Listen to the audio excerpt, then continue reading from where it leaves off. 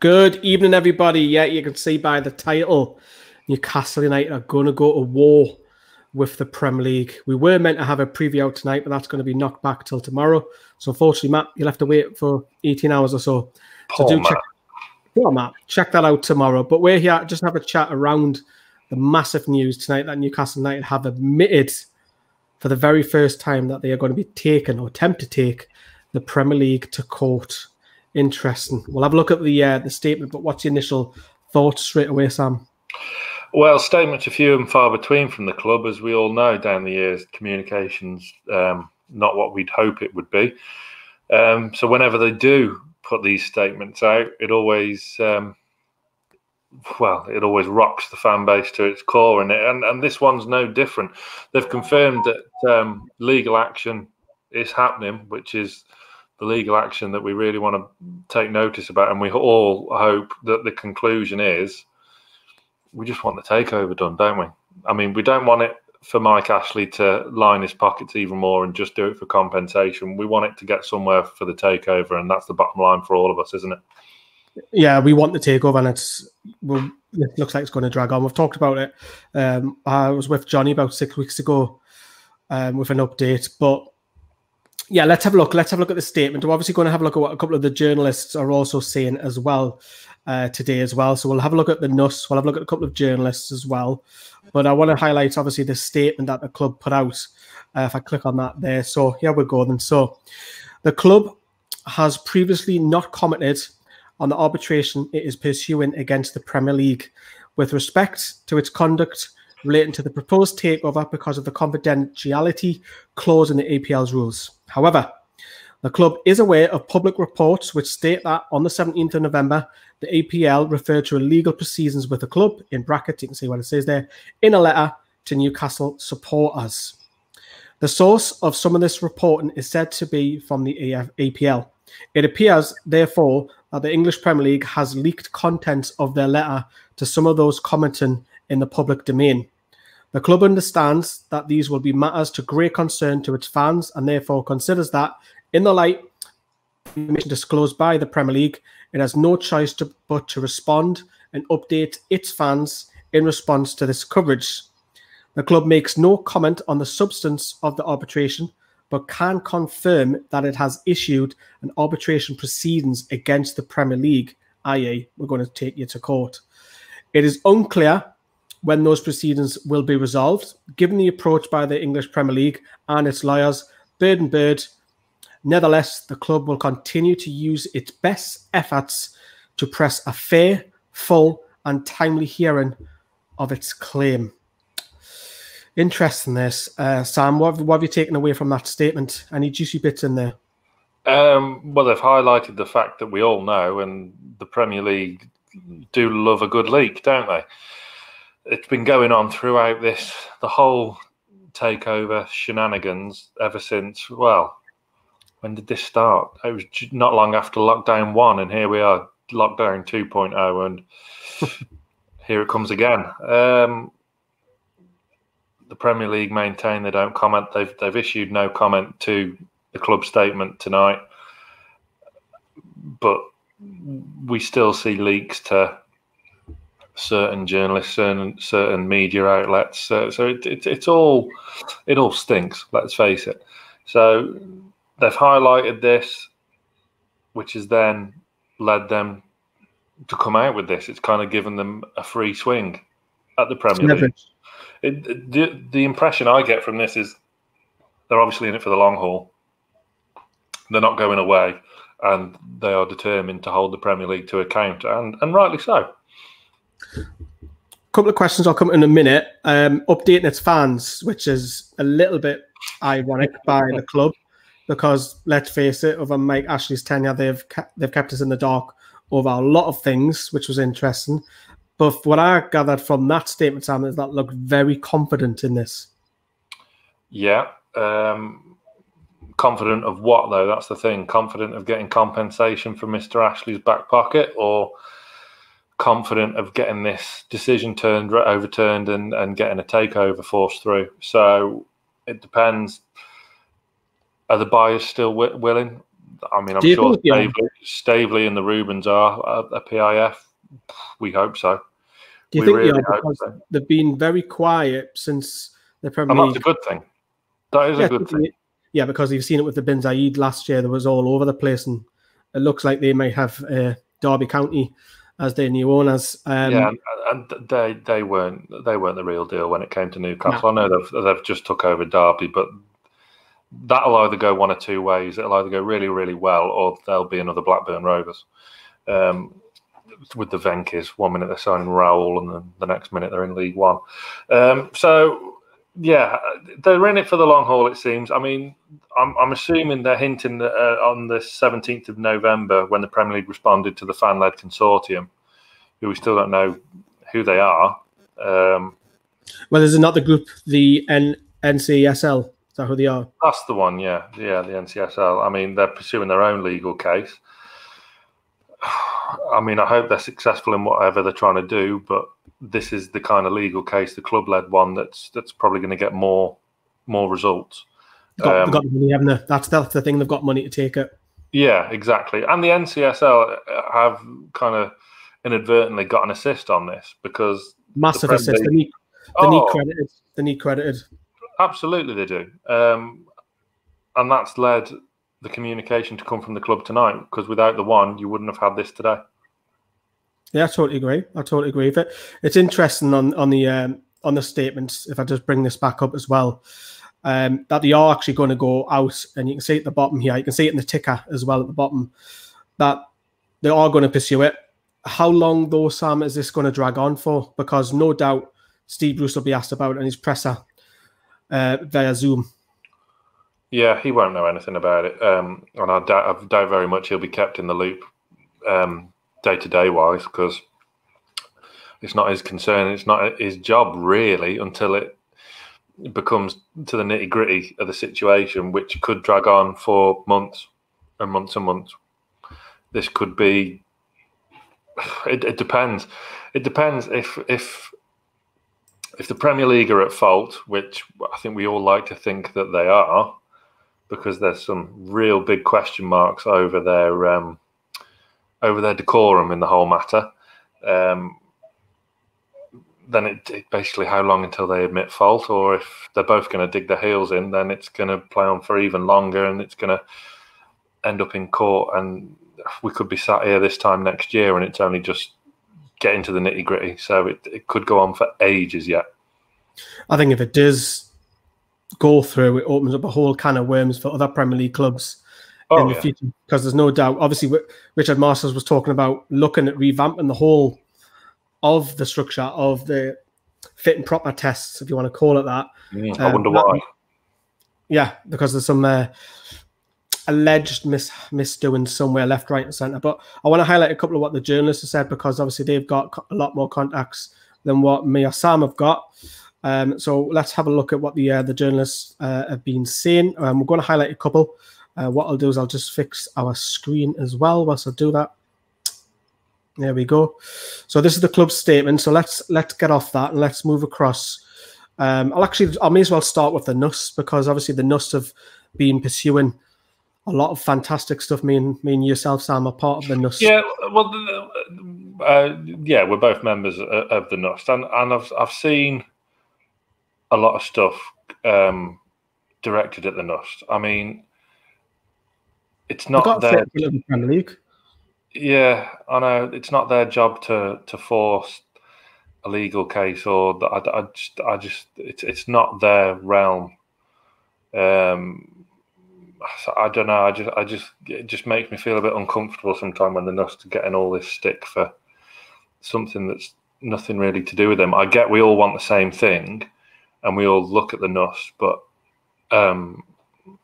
they got answers from the Premier League. We didn't like the answers, but that's not their fault. That's the Premier League's fault, and the Premier League alone.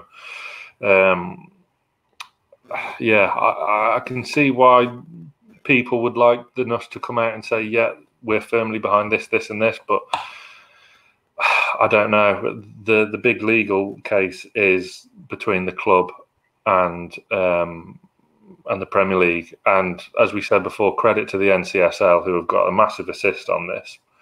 But ultimately the real meat and the real decision and the real kind of whether or not a takeover can or cannot happen will be between the club and the Premier League and this legal battle. Be interesting to see if there's any leaks from that as well. Imagine it. Let's have a look at Chris Waff, who's a well-respected journalist from The Athletic. He's been on Newcastle Fans TV 2 or 3 times now. And he's gone on to say that there's still no confirmation to what exactly the arbitration Newcastle are seeking, or indeed what is going to happen next regarding the takeover situation. But it seems Newcastle's tit-for-tat with the Premier League isn't going to end anytime soon. As we said there, Sam, we think it'll rumble on. How long will it go on for? That's the golden question. But Chris goes on to say that it seems that the NCSL have managed to extract this confirmation as well. Newcastle continue to put the pressure on the Premier League. Where this goes next, he's got no idea. But clearly relations between the Premier League and one of its 19 members clubs is seriously strained now. It's got to be massive tension, isn't it? Is Mike Ashley behind this? He's got to be, hasn't he? Pushing it. I mean, yeah, of course it is, because he's the man at the top. He's the seller. He's the current owner of Newcastle United, and God knows everyone wants that to change in the near future. It should have already happened by now. So he is behind it, and who would have thought? Just goes to sum up how batshit crazy 2020 is when the fan base and Mike Ashley are all driving in the same direction, and Nick DeMarco's at the forefront of that, isn't he? The specialist QC. But yeah, it's credit to the NCSL. I just want to know who they are. That's the thing. If we had a face to the group name, then we can credit them even more, but we don't know who they are. Well, we can always pop them a message and try and get them back on another special black and white show. Why not? Mark Douglas has spoken as well, another respected one. One of the better writers at the Chronicle has said that fair to say that the pressure on the Premier League from Newcastle isn't going to go anywhere anytime soon. Strong statement, confirming action. Legal phase of the takeover may not be played out in public, which is probably what we want. We don't want it everywhere, left, right, centre, but it's going to be key. Kudos again to NCSL for the role in this outcome too. More to come, I'm sure. And let's get this straight though. We do not want this played out in public because it's good for no one. If that happens, I didn't want to know about anything until it's happening, and then we can really crack open cans. That's the next time I want to hear about whether a takeover's on or off. But the worst thing that could happen is this to be played out in public during another lockdown where we're all desperate for news. Fortunately, we're not as desperate as we were last time because the football's still on, even though this week, International Week, has been horrendous and so boring. There's only so much you can watch of, no disrespect, there's only so much you can watch of Ireland. Yeah, I mean, I didn't even watch that. I mean, it was Bake Off quarter-final night. So, but at the end of the day, you don't want this takeover playing out in public. It just gets no one anywhere. It's the worst possible thing that could happen. So these are for much more intelligent people than the likes of you and I, Lee, and these lawyers know what they're doing, especially that man there, DeMarco. Yeah. So he's the man, and let's hope he can do the business. Yeah, as he's won a lot of big cases as well, Nick DeMarco. Obviously, there was a little... It wasn't that long ago, Sam. It was about 2 or 3 weeks ago. We were seeing Amanda Staveley's husband come out. What is he, like something, or he caught something? There was just 2 or 3. Nick DeMarco was giving little hints here and there. Is this what it was? Is this the lead up to this? That Newcastle are actually pushing the court case? Possibly. I mean, our fan base have got some of the greatest detectives Twitter has to offer. I recall Nick DeMarco likes baking his bread, doesn't he? Maybe he should go on Bake Off. I don't know.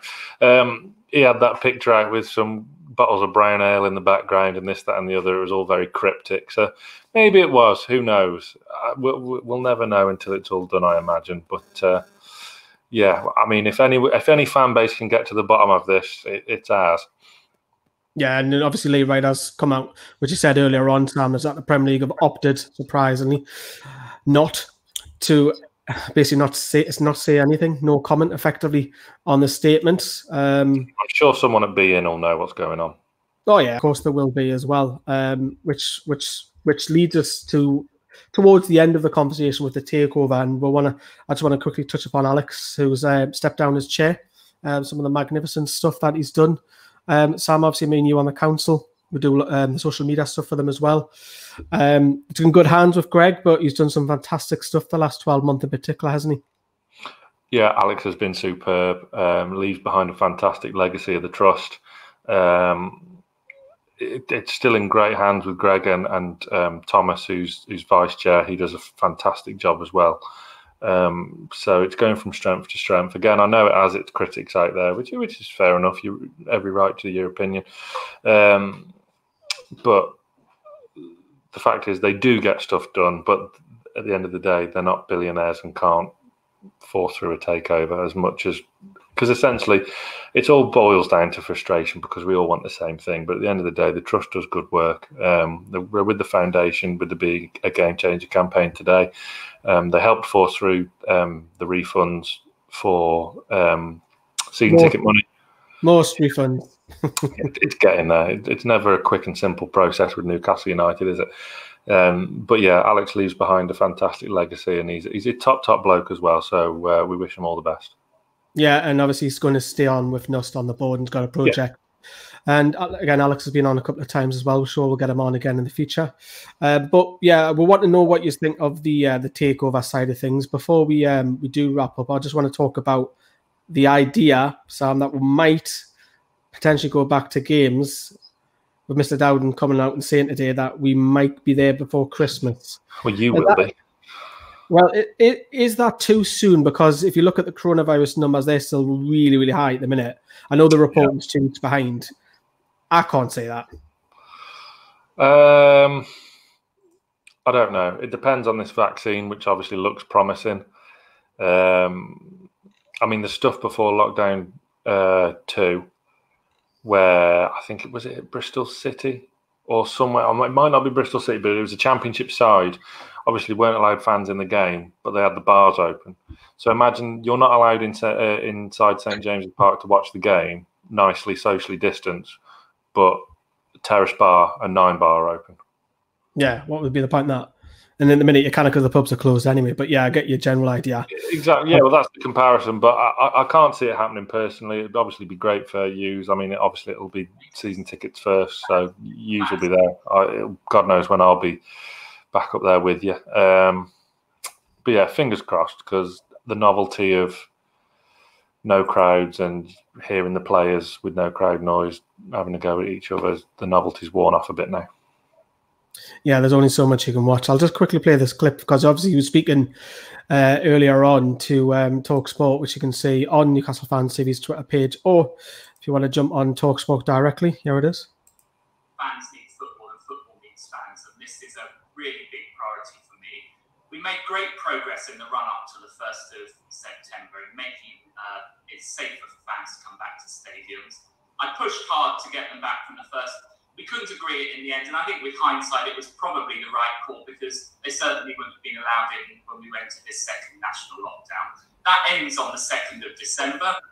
We're now having discussions about what it will look like after the 2nd of December. We'll go back into the tiers. I have to warn you that the tiers are going to have to be pretty tough to keep this under control, but I'm certainly making the case for fans to start coming back in a safe way as part of that process. And I hope to be successful in that. I said at the beginning of October that the non-stop date, the sort of end, was the end of March, but I hope to be able to do it sooner than that. And it's also worth remembering, not only were we looking at that, we're also looking at, as we roll out testing, we've got more and more tests available. I was just discussing this with the Health Secretary over the weekend. And there's a real opportunity to incentivise people to take the COVID test by saying if you take the COVID test, you're in the clear, then you can go safely into stadiums. And so I'll pause it there because we'll not need to watch it all. But the thing is there that, did you see the bit where it encourages people to have tests? That's not the reason why we're going back to games. No, and the fact that he's already pulled back a bit, saying, well, we're going back into tiered systems, so... Well, if you look at Newcastle at the moment, there's obviously a lot of strong reports that we're going to be into Tier 3 anyways. So if there's a home game, that's not going to happen, is it? So, no. And then you can't go to away games, so which is even more frustrating. But Yeah, I mean, this vaccine, I'll be amazed if it's before the end of the season. Yeah, I mean, we all hope it is. Don't get me wrong, because everybody's suffering. Match going fans, even people who watch on the TV, the atmosphere is just not the same.